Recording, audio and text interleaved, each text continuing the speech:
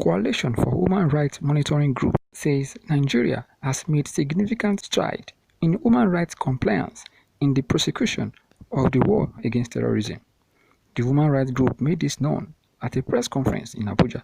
The group also noted that the troops have adhered to international best practices in their various operations across the country.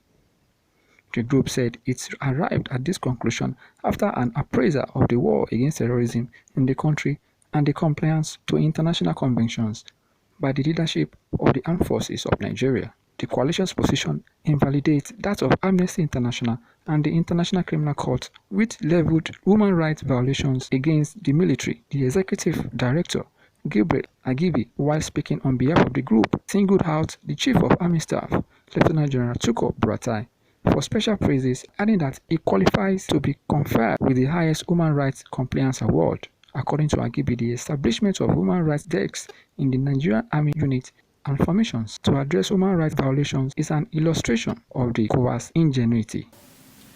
The establishment of human rights desks in all Nigerian Army units and formations to address human rights violations is no longer exemplary display of ingenuity by the Chief of Army Staff, Lieutenant General Tukur Buratai, who by all standards qualifies to be conferred with the highest human rights compliance award.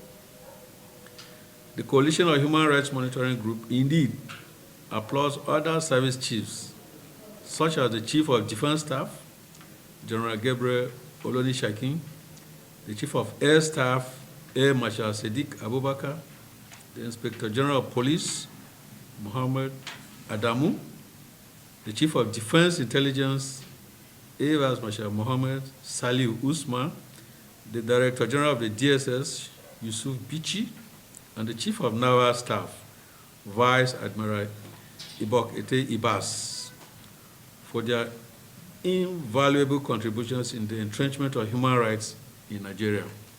The coalition therefore hailed President Muhammadu Buhari and the armed forces leadership and the troops for adhering to global standards and human rights preservations. It, however, warned those pending false informations with regards to human rights compliance of the military to desist, as it served as only as a means of distraction and not reflection of the reality on ground. The group further urged the troops not to be discouraged by the antics of Amnesty and ICC and their likes. From Abuja, News Hub.